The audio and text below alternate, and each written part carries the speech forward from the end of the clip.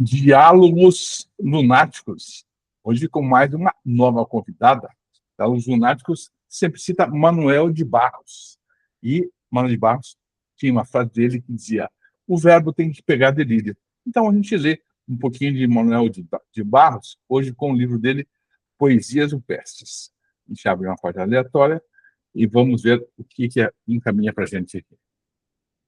Vento. Se a gente jogar uma pedra no vento, ele nem olha para trás. Se a gente atacar o vento com enxada, ele nem vai sair sangue da bunda. Ele não dói nada. Vento não tem tripa. Se a gente enfiar uma faca no vento, ele nem faz ui. A gente estuda no colégio que o vento é um ar em movimento. E que o ar em movimento é vento. Ele quis uma vez implantar uma costela no vento. Uma costela não parava nem em pé. Hoje eu tasquei uma pedra no organismo do vento. Depois de me ensinar que o vento não tem organismo, fiquei estudado. Manuel de Barros sempre com umas provocações, nada muito óbvio, e o programa de Diálogos Lunáticos não é muito óbvio.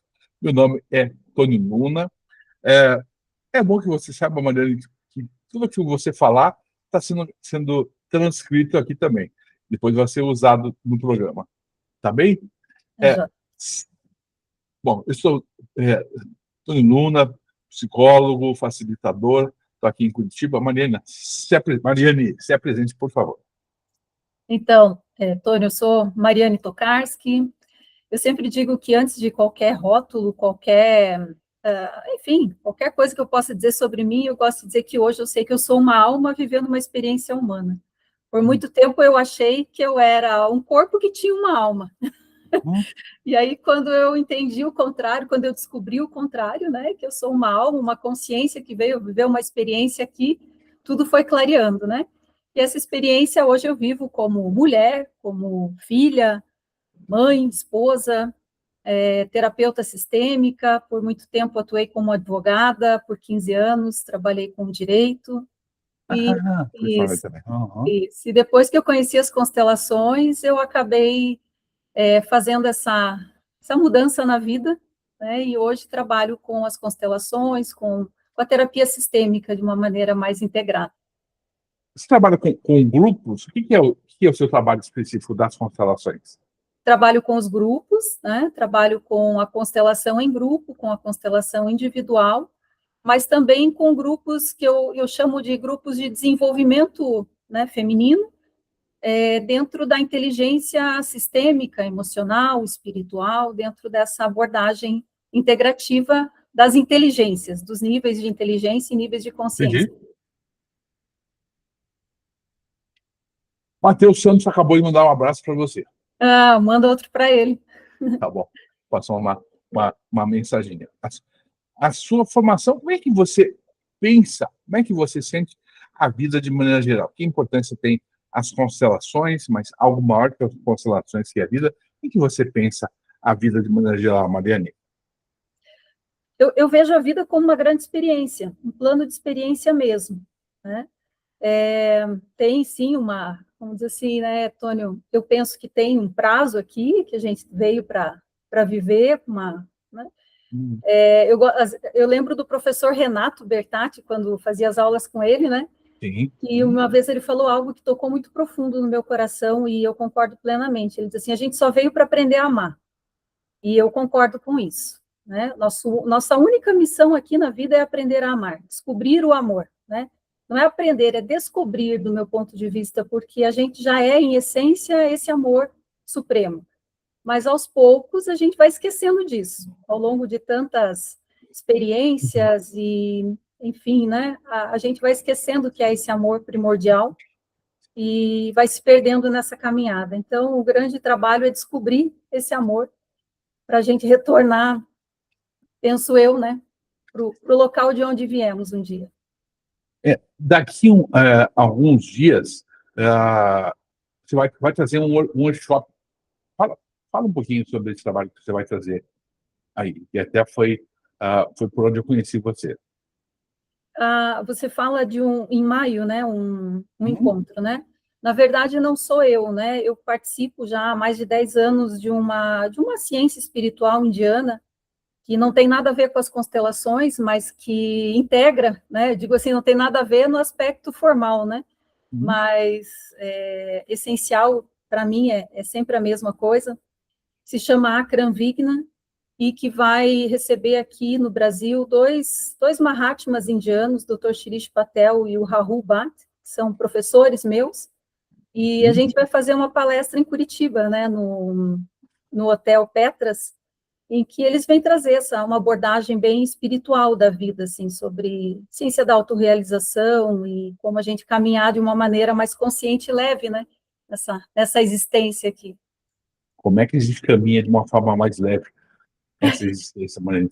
Porque não é fácil, né? A gente precisa ter uma certa dedicação, não é fácil, a gente precisa lidar com N coisas, a gente precisa estar com o ego muito em ordem. Como é que a gente lida a vida de uma maneira mais fácil? Então, né, você falou algo aí que eu acho que é a base do conflito, né? O ego muito enorme, né?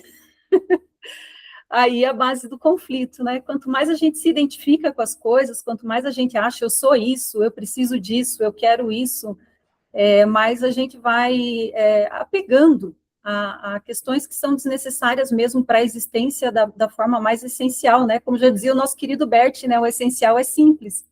Então, a gente vai carregando muitas coisas, né, Tônio? Não sei se você concorda comigo, o que você fala sobre isso também? O que você já aprendeu sobre isso? A gente carrega muitas coisas, mas a resposta mais clara, para mim, meu ponto de vista sobre a vida é: eu não sei. Essa é a resposta mais óbvia. É uma experiência, né? A gente vai tateando a vida, a gente vai experimentando, é por aqui, é um pouco aqui, é dessa forma, né? Eu não sei, mas eu acho que, independente de não saber, é muito importante que a gente tenha sempre boas relações, bons contatos. Isso é que faz valer muito a pena, né? As relações com todas as pessoas, eu sou muito curioso, então eu sou um perguntador por excelência. Eu pergunto para todo mundo, converso com todo mundo, vou em todos os cafés e sempre bato um papo com as pessoas, uso bastante do humor. Eu acho o humor uma ferramenta bem interessante. Você gosta de humor? Eu gosto. Gosto de boas risadas, gosto de conversas inteligentes e bem-humoradas, né? Que eu acho que a inteligência no nível mais, como que eu vou colocar aqui, no nível mais requintado é o humor, né? Tanto que, não sei, né, do meu ponto de vista, né, Tônio, se a gente olhar lá para os arquétipos do Jung, né, o último deles é o bobo, né? É o fim, né? É quando a gente chega nesse nível, né, de poder dar risada de tudo, de dançar, de brincar, de não levar as coisas tão a sério, né? E o que vale a pena na vida, de uma maneira geral, para você? Primeiro, como profissional, o que vale a pena? Eu tenho muito forte, assim, em mim, esse desejo de ver as pessoas bem. Então, para mim, vale a pena quando eu percebo que está tendo algum tipo de melhoria na vida das pessoas através, não só daquilo que eu facilito, mas quando eu vejo elas bem, elas felizes, eu me sinto bem. Claro, quando eu vejo minha família bem, quando eu vejo as pessoas sendo felizes, eu acho que isso vale a pena. Felizes num nível, assim, né, talvez aí fica também bem filosófico, né? Porque o que é felicidade? Mas assim, se sentindo realizadas, se sentindo parte, pertencentes, autônomas, conseguindo realizar suas vidas. E para mim, eu acho que isso vale a pena, né? Mas eu acho que isso só se encontra com crescimento interno, entende? Não é assim aquela questão de sendo bem, claro, vivendo os prazeres da vida, isso faz parte, mas não colocando todas as fichas nos prazeres da vida, tendo essa coisa de crescer internamente, de saber quem é mesmo, assim, na sua questão mais íntima. Interessante você falar essa questão dos prazeres na vida, né? O Freud tem um texto chamado Muito Além do Prazer, né? Fala sobre esse olhar para a vida eu não busco só o prazer, mas busco deixar a vida interessante, deixar ela curiosa até o último momento, até o momento que a gente se desligue dela. Né? Como é que você pensa sobre isso? Além das relações, que mais deixa a sua vida interessante? A minha sempre é o conhecimento. Eu adoro conhecer coisas, né? Eu digo viver as experiências, mas eu tenho uma grande dificuldade, Tônio, que eu tenho que reconhecer. Eu acabo vivendo muito no aspecto mental, né? Tenho uma grande tendência a querer conhecer tudo do aspecto mental e uma certa resistência de viver isso no corpo, sabe, na experiência sensorial. Então, hoje eu busco mais isso. Nessa nova fase da minha vida, eu quero viver mais as experiências sensoriais. Hoje ainda conversava com uma amiga que eu tenho vontade de dançar mais, de aprender a cantar, de aprender a desenhar. Tenho desenhado ultimamente, sabe? Tipo, colocar esse prazer, sentir essa realização, esse prazer também no físico, não só porque eu fico no mental. O conhecimento, para mim, é uma coisa que me preenche muito. Eu adoro filosofia, antropologia, conversar, relações, tudo isso, mas acaba ficando muito no mental. Se deixar, eu fico o dia inteiro no quarto, lendo e assistindo tudo, mas acabo não vivendo lá fora isso, sabe? A gente, às vezes, gasta um tempo excessivo se preparando para as coisas e querendo conhecer. É legal a gente poder conhecer as coisas.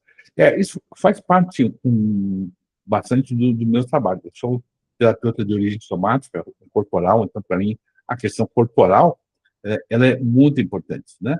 E não são poucas vezes que eu pergunto para meus pacientes, para as pessoas a quem eu estou facilitando um processo, o que você está sentindo no seu corpo. E normalmente a resposta que vem na hora é nada. Eu não estou sentindo nada. E, olha, a minha resposta para essa resposta é sempre a mesma. Nada é um atributo só dos mortos. As pessoas que estão mortas é que sentem nada. O resto a gente sente, né? A intuição, ela é precedida de fenômenos corporais, por sensações corporais. A gente nega o corpo de uma forma muito intensa, né? A gente diz, não foi, não estou sentindo, que importância isso. Eu já ouvi de alguns executivos, eu atendo muitos executivos, que dizem assim, mas que importância tem sobre o que eu estou sentindo? Eu tenho uma importância neurológica imensa. Muito importante o que você sente. Quando eu fiz algumas preparações para pessoas que, enfim, até para forças policiais, para o policial penal, tal, né, sempre uso esse olhar. O que é que esse corpo está dizendo nessa hora? Que forma que chega a esse momento? Quando a gente está muito sobrecarregado e a gente está procurando sentido e a gente está procurando algo melhor, tal, a gente se atropela. Tá? O normal, o correto, o mais saudável é a gente senta, para, respira, toma um tempo e orienta. E sempre está buscando. Tem uma, não sei se como é que é para você, mas talvez sirva. Eu inventei bem aleatoriamente, bem selvagemente, o que eu chamo de síndrome do coelho da Alice. O coelho da Alice, Alice no País das Maravilhas, sempre dizia, eu estou atrasado, eu preciso ir, não tenho tempo para tomar chá, não tenho tempo para sentar, e se perguntaram para ele, mas aonde você vai? Ele falou, não sei, né? Só sei que eu estou atrasado. Parece que a gente está sempre atrasado, a gente não tem tempo para tomar um chá ou para poder conversar, porque a gente precisa correr atrás, que é o que é assustador, que é uma palavra muito infeliz, do meu ponto de vista, que é o sucesso. Né? Eu busco o sucesso. Como é que é isso para você, Maria? Interessante você falar, né, dessa questão do correr atrás, né, porque a minha sensação é que eu estou atrasada, mas não porque eu corro, mas porque eu sou lenta, tá? Essa é a minha sensação. Eu já gosto de fazer as coisas tudo muito devagar. Eu já gosto de sentir, eu falei, né, do conhecimento, do intelectual, mas hoje isso já foi, já vivi isso de uma forma muito mais desconectada, hoje já está mais conectada, né, Tom? Já chego lá no sucesso que você me perguntou, mas estou trazendo aqui essa informação, né?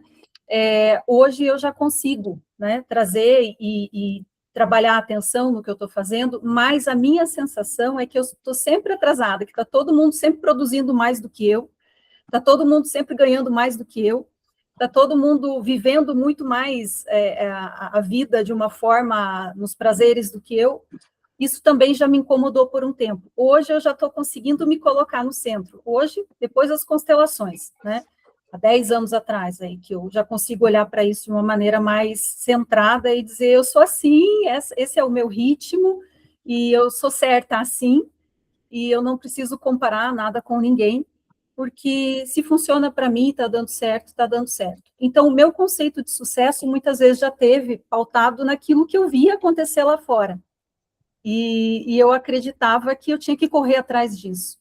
No próprio direito, né, quando eu advogava, era uma dinâmica muito nesse sentido, né, prazos e nomes e ostentações e processos e sentenças positivas e tudo aquilo, e numa cidade muito pequena como eu moro,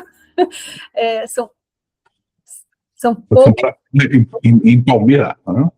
Moro em Palmeira, né, até hoje, 33 mil habitantes, né, são poucos profissionais, então, assim, na área, né, que eu trabalho, no direito, então era aquela coisa, assim, meio velada, mas sempre uma comparação. E quando eu decidi que eu não queria mais isso para a minha vida, eu queria assumir o meu ritmo, eu entendo que ali eu me conectei com o sucesso real. E hoje o sucesso para mim é simplesmente poder viver aquilo que faz sentido para mim, né? Então, hoje eu trabalho com as pessoas, faço os encontros, me sinto feliz de ver as pessoas. Para mim, isso é sucesso, ver as pessoas realizadas a partir de um novo entendimento.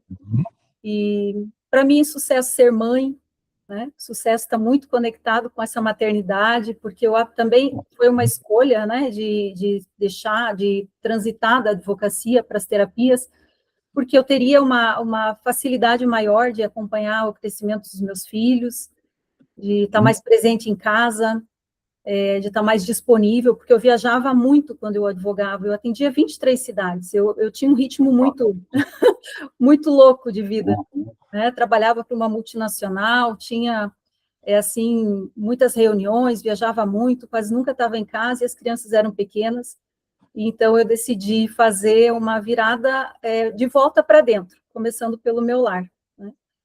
Foi onde, para mim, isso foi sucesso, né? Para muitas pessoas foi deixar de uma carreira de sucesso, para mim foi sucesso.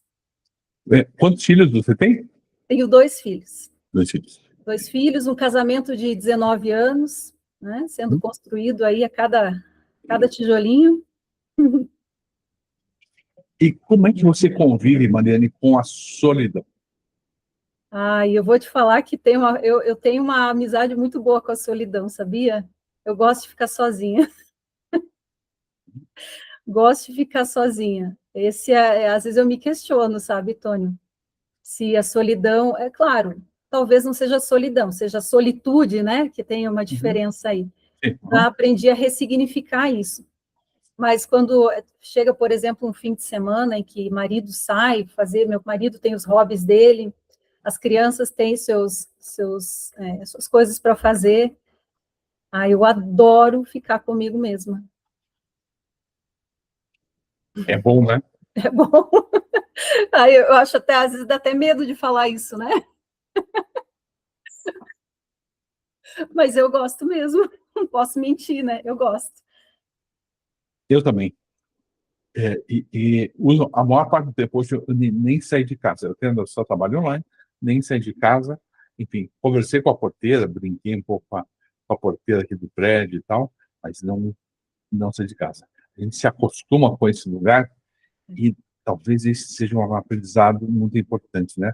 A gente ter um certo prazer ou uma certa indeleite, sei se é o termo que a gente pode dizer, em estar sozinho e estar com a gente mesmo, né? Quando a gente está em ordem com o nosso sistema e não está devendo nada em volta, isso é muito importante, né? É interessante porque meu marido às vezes viaja, passa alguns dias fora, né?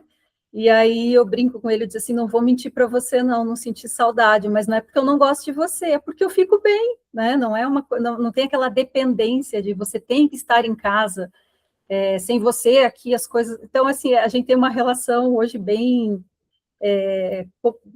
comunicada com relação a isso. E ele fala a mesma coisa, né? Teve um período na minha vida que eu passei uma dificuldade grande, assim, fiquei internada há muito tempo, tive um problema de saúde grave, e ali ele disse que ele nunca esquece um dia que ele estava chegando em casa e que ele olhou para a nossa casa, a gente mora numa chácara, né? E ele olhou para a chácara e pensou assim, ele estava voltando do hospital depois de ter ido me visitar em Curitiba, né? E viu que eu estava numa situação, assim, até de risco mesmo, né? E aí ele voltou e quando ele olhou para casa, assim, ele falou assim, meu Deus, e se ela não voltar mais, né? E se ela não vir? E eu tiver que assumir tudo sozinho, né? Aí, como a gente tem, como eu comentei ali no início, né, Tônio, a gente já há 10 anos segue uma ciência espiritual indiana que nos ajuda muito a lidar com as questões da vida relativa, né? E aí ele falou assim, se for isso, né? Se for isso, eu vou ter que encarar. E com respeito a tudo que a gente já viveu, mas tipo, não que ele quisesse que eu não voltasse, mas ele teve que olhar para essa realidade. Bert fala muito sobre isso também, né? Quando a gente tem que olhar para a realidade e dizer, tá, e aqui, diante disso, eu sou impotente, então eu tenho que aceitar. E aí, depois, um dia ele me contou isso com os olhos cheios de lágrima, né? Mas, ao mesmo tempo, dizendo assim, seria difícil, mas era algo que eu teria que aprender a fazer, né? A viver dessa forma. Então, eu vejo isso como lucidez, né? Você conversou com a morte de perto, então, Várias vezes já. várias vezes. E o que ela disse para você? Ela disse que não existe, na verdade, né? Eu não acredito que a morte exista, né? Até porque eu tive uma experiência, aquela EQM, né? Você teve isso. Agora fiquei mais curioso ainda. Experiência de quase morte. Me conte tudo, não esconda nada. Então, foi uma experiência bem interessante, porque quando eu fui fazer, em janeiro de 2018, eu tive apareceu algo chamado mucocele do apêndice, é um cisto, que se formou ao lado do intestino. Eu tirei a apêndice que estava estourada lá na infância, e eu acho que dali foi evoluindo alguma coisa. Eu precisei, aos 12 eu tirei o apêndice, numa situação super grave, aos 40, de novo, no mesmo lugar, né? E quando eu fui fazer essa cirurgia, Antônio, 3 dias depois foi constatado que eu estava com sepse. E que Caramba. isso, que o intestino tinha rompido e que eu precisaria fazer uma nova cirurgia, assim, 3 dias depois. E já tinha sido uma cirurgia muito grande, muito difícil, aquelas cirurgias abertas, né, que hoje quase não se faz mais. E quando o médico falou, ele falou assim, você vai voltar para a sala de cirurgia, e eu vou ter que colocar uma bolsa de ileostomia em você.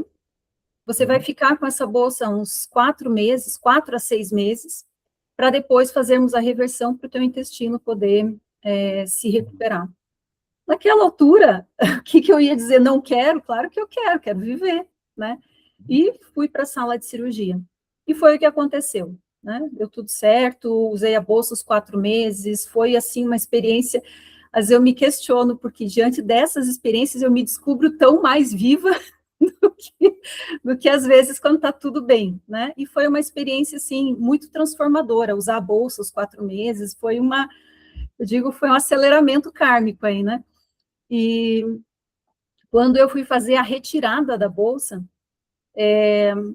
eu estava na sala de cirurgia e, de repente, assim, a minha anestesia superficializou.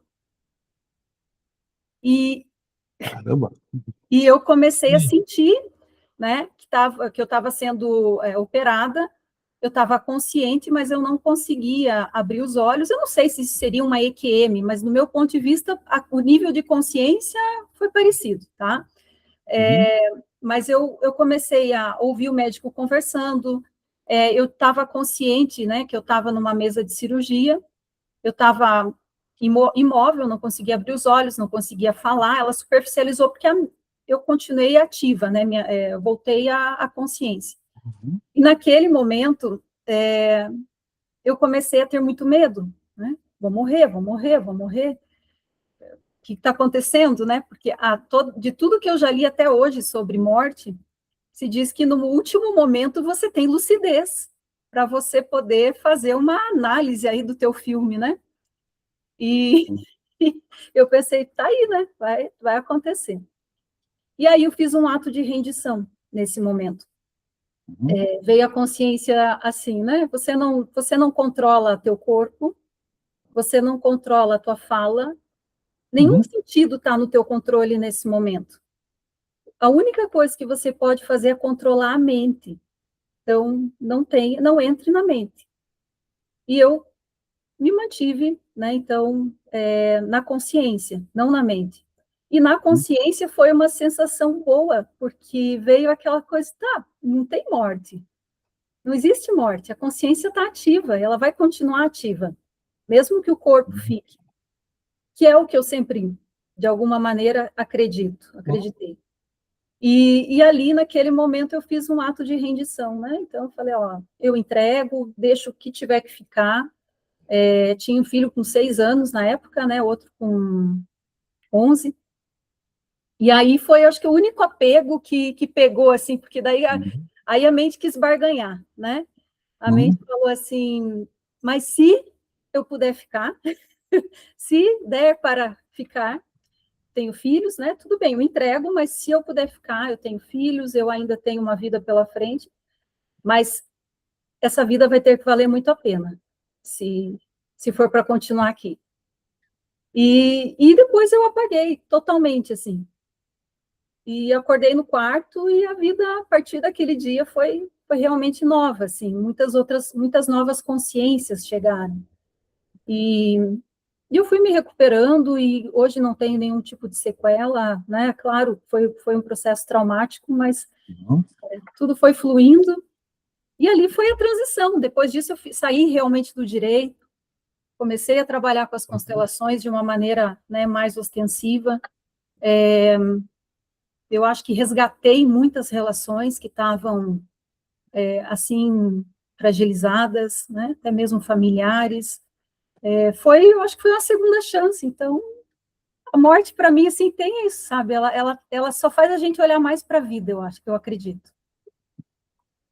Duas perguntas, bem no lápis para você. Talvez a segunda seja mais difícil. Por que você sorri tanto? Pois é. Talvez eu acho que é uma forma de ser mais aceita, né? Já parei para pensar nisso, né? Porque eu sei que o que eu estou falando tem um peso de dor, né? Mas eu acho que o sorriso, até porque aí tem os conhecimentos da neurociência, né? O próprio sorriso, ele dá ele leva a sensação, a mensagem para a amígdala de que está tudo bem. Então, quando eu falo de tudo isso, eu acho que o sorriso acaba sendo uma proteção, né? Para que está tudo bem. Eu que olho daqui, não parece uma coisa assim muito fluida, muito legal. É Mas é fluido, legal. mas não é pensado, vou sorrir para falar disso. Mas eu acredito que já seja um mecanismo do corpo, né? Que ele já desenvolveu. Passa uma imagem muito legal. E a segunda pergunta, a mais esquisita, que eu vou te fazer hoje é: o que é ser uma mulher? Nossa. Bom, eu não sei, eu não tenho lembrança de já ter sido homem, né? Então, com certeza em alguma vida eu já fui, né? Mas eu acho que ser uma mulher é complexo. É gostoso, é maravilhoso, eu voltaria 1000 vezes mulher, mas é complexo. Uma vez eu perguntei para o meu pai, né? Falei, pai, você acha que ser homem é mais fácil ou mais difícil? Aí ele parou, daí ele me olhou, daí ele falou assim, é mais simples. Né? Então, acho que ser mulher é complexo. Hoje, né, Tônio, nesse momento da minha vida, né, 47 anos e entrando aí numa fase de climatério, tudo isso, hormônios e tantas transformações, eu vejo como é complexo esse corpo feminino, essa psique feminina, e ao mesmo tempo eu acho fantástico, eu adoro, sabe, assim, estudar isso, compreender, viver as experiências, por isso que eu te falei que eu tenho vontade ainda de hoje passar a ser mais sensorial, para poder viver isso de uma maneira mais plena, sabe? Eu acho que eu até falei para você, não me recordo, mas eu acho que sim. Eu estou coordenando um grupo de estudos do livro Mulheres Correm com os Lobos. Uhum. Tá? E é um livro, dentro que você está falando, eu acho altamente recomendável. E essa mulher, ela busca, assim, uma sensualidade no sentido mais amplo da coisa, né?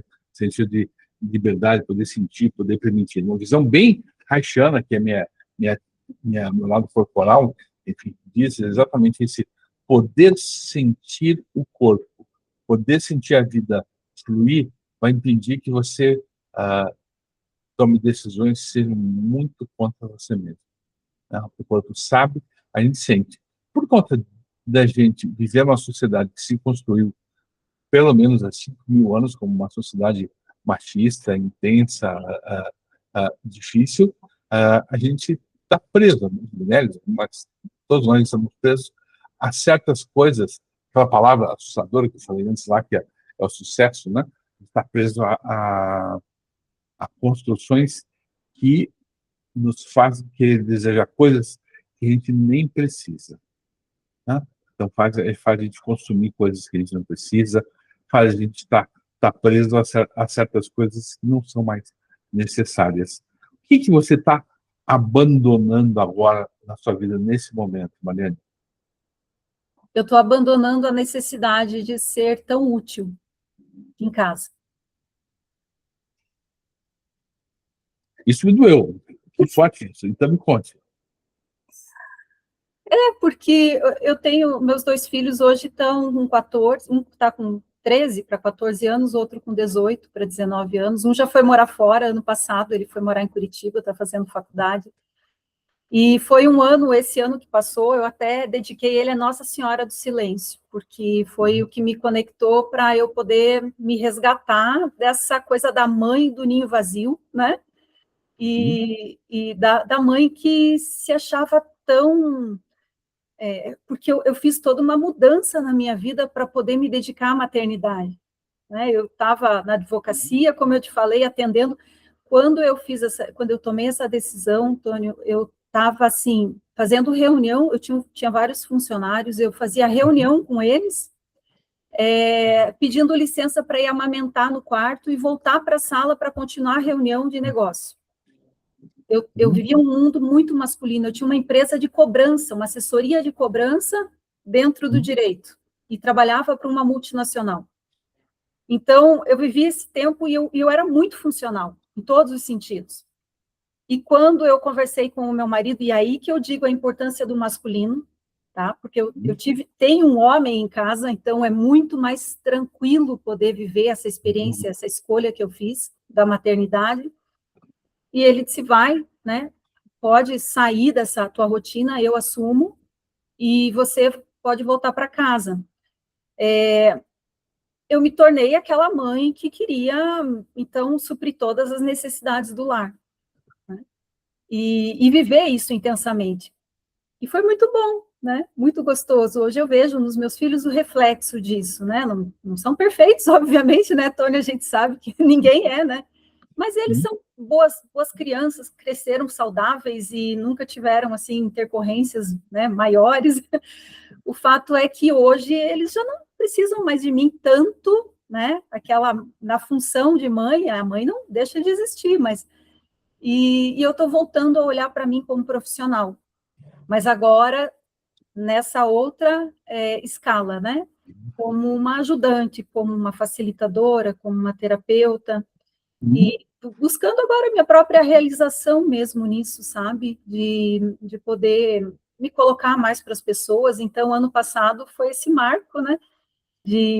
O primeiro filho saiu de casa e, né, eu fiquei assim, confesso que me pegou. Eu acho que tudo que eu fui viver e buscar nas constelações, acho que já eram para me preparar para chegar nesse momento.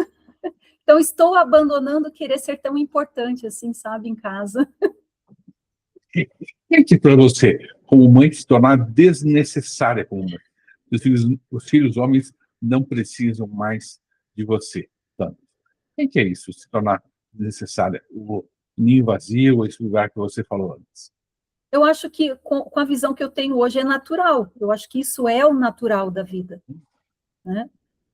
Mas porque, repito, Tony, fui buscar muito entendimento para isso, né? Fui buscar, como eu te falei, constelação, etc. Nada disso me deixou passar por isso ilesa, obviamente, sem sentir, senti, né? Vivi o processo. Mas agora eu tô conseguindo elaborar isso de uma maneira em que eu estou conseguindo voltar a olhar para mim, que eu acho que é o que hoje eu consigo ajudar muitas mulheres também, sabe? Que eu noto que muitas mulheres têm como identidade a maternidade, Sim, né? concordo. Eu até vejo, às vezes, perfis do Instagram, mulheres colocando assim, mãe do fulano e da ciclana, né? Foto no WhatsApp dos filhos. Então, assim, ela vai se escondendo atrás dessa função, dessa identidade de mãe. E eu acho que isso é natural, por um certo tempo é natural. Natural não, é normal, vamos dizer assim, está dentro da norma, mas não é natural, tá?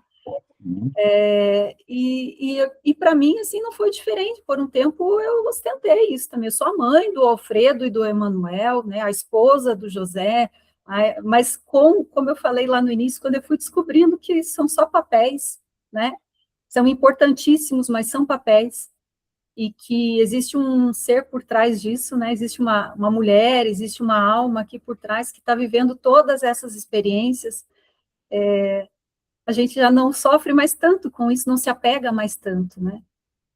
Está me olhando com uma cara que eu estou assustada. O que é? Não, você não se preocupe, mas todo mundo se assusta com a minha cara. Tipo A minha assim, cara o que é isso? quando eu estou prestando muita atenção, eu faço uma cara que parece que estou julgando ou estou avaliando, mas olha, não são poucas pessoas. Algumas pessoas eu até brinco. Tem um filho postiço do tio aqui, que é o Richard, que trabalha comigo, mas, enfim, preparamos algumas peças de teatro. Às vezes eu olho para ele, uma cara séria, ele só chacoalha, ele já fica assustado. A porteira aqui do prédio fica assustada. Eu me assusto com a minha cara quando olho no espelho e de mim faço, só que daí eu caio na gargalhada no mundo. Mas a minha cara é muito séria. Com alguns pacientes, eu prefiro tirar a câmera, né? Né? Quando eu estou prestando muito prestando atenção e ouvindo aquilo, e elaborando as perguntas, eu faço uma cara assustadora. Não se preocupe, viu? É só cara. Parece que eu estou chegando a uma conclusão e não estou chegando a conclusão nenhuma, mas parece. Né? Tá Parece. bom. É como se a minha cara estivesse dizendo nessa hora, aham, hein? Pois, hein, mano? Essa é a cara, mas não é nada disso que está acontecendo aqui dentro, pode ficar tranquilo. Tá bom. E se tiver também, né, o que eu posso fazer, né, Tony? Mas faça isso. Eu tenho 64 anos, eu já vi isso, pelo menos nos últimos 50 anos, eu ouvi isso com frequência. Quando eu faço cara de série e tal, imagine, eu trabalhei em navios petroleiros, eu era piloto de petroleiro. Uma vez uma amiga minha de Curitiba, que conhece o meu lado mais divertido e tal, foi até o Rio de Janeiro e me ouviu falando no rádio com o controle de navios que estava lá. Ela foi até o controle para tentar entrar em contato comigo, né? Para não tinha celular nem nada, a gente conseguia Sim. falar de maneira muito difícil. E quando ela me ouviu falar, ela ficou assustada, né? A minha forma séria de falar, então, né? Mas não, é, é só uma fachada. Para você ter uma ideia, aqui ao lado, eu moro ao lado do mercado municipal, né? Eu te convidei, se você estiver aqui por Curitiba, venha, tem um café chamado Le Café, que é um lugar muito legal. E, enfim, a proprietária, que é a Letícia, ela escreveu no café, em homenagem, ela escreveu a palavra estrupício, né?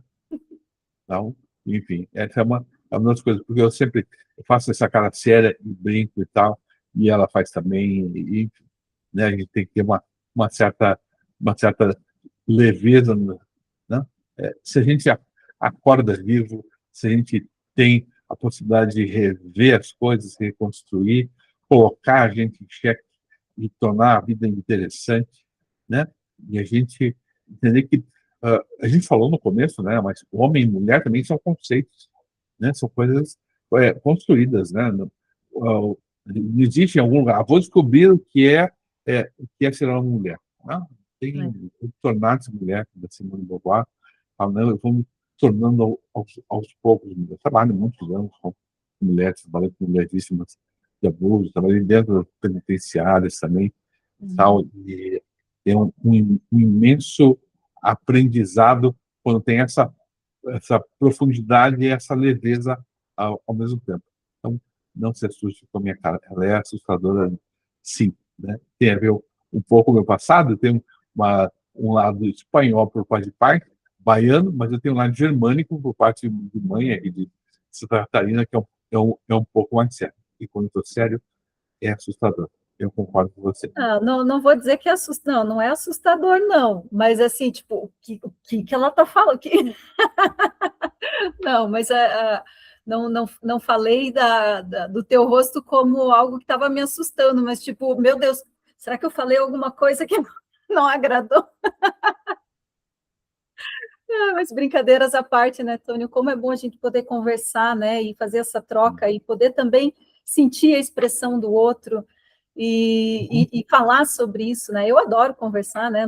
Por isso que foi assim, né, Mariane, vamos gravar? Vamos. Foi fácil, né, Maria? Foi fácil. Foi fácil.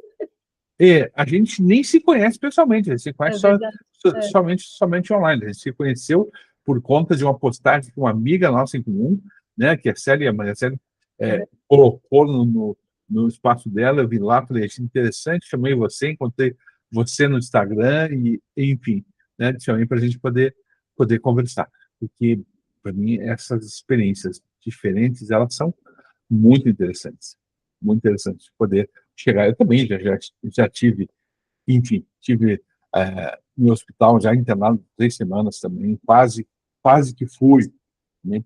Passei por um lugar interessante, foi muito intenso.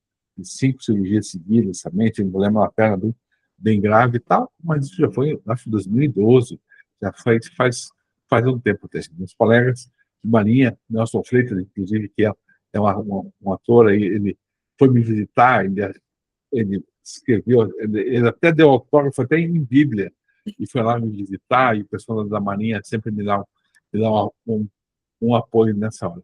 Às vezes a gente é forte. A gente, homem, Maria, tem uma coisa muito esquisita, uma coisa muito... A palavra que eu gosto de dar para isso é sinistrosa.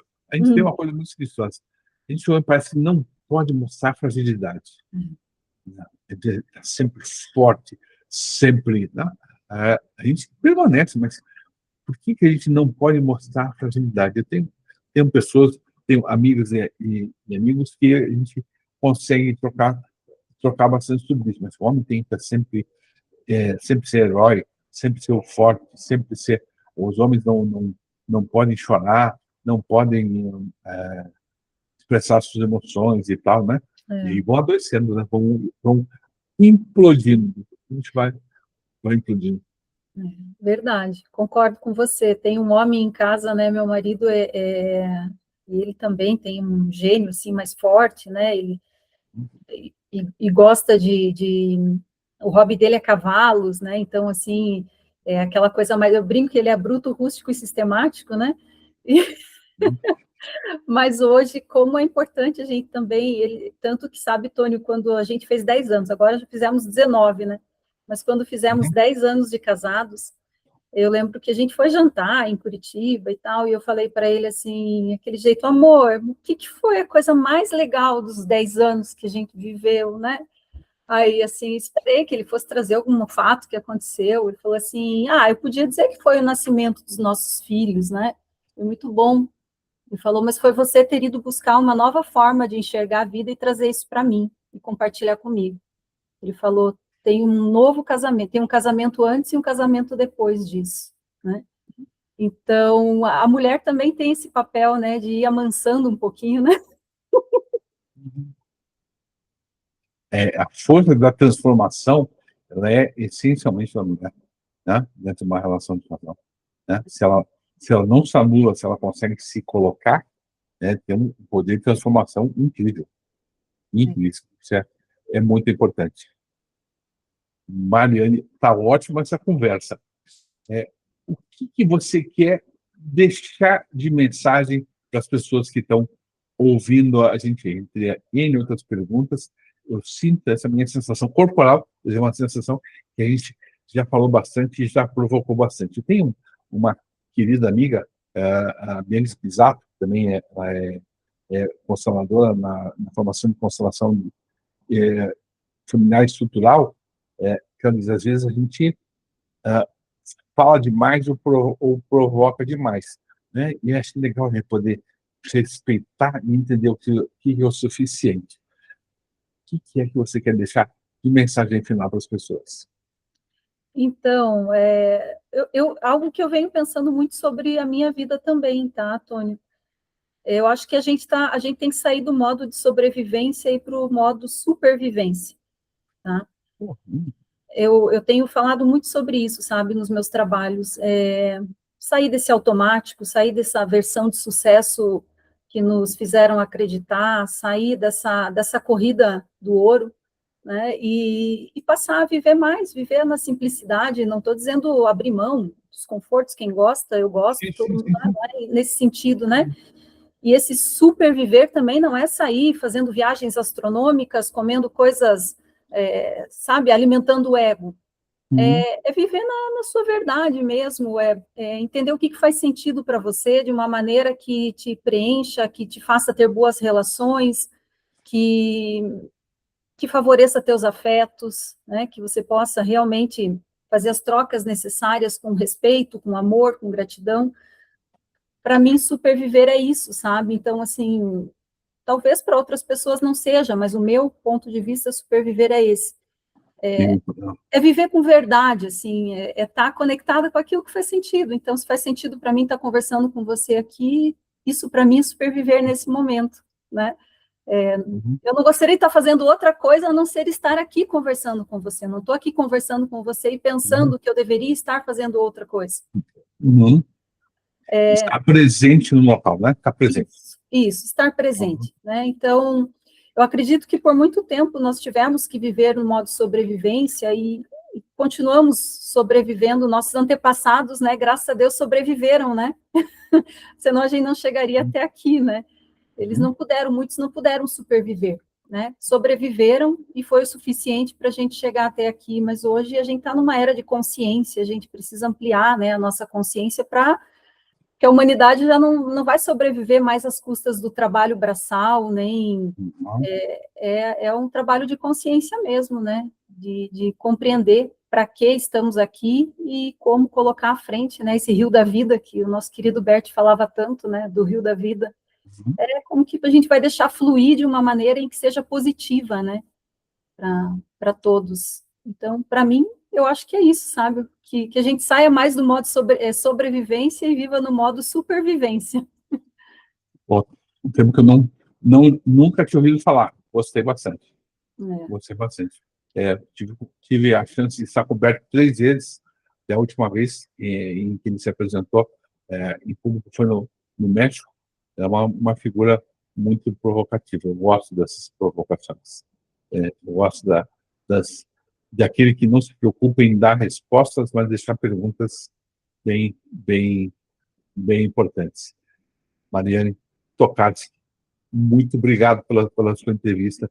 Acho que a gente falou hoje o bastante para provocar algumas pessoas. Isso deve ir, possivelmente, agora amanhã para o YouTube. Já falamos em off, eu te explico como é que é o funcionamento técnico das coisas.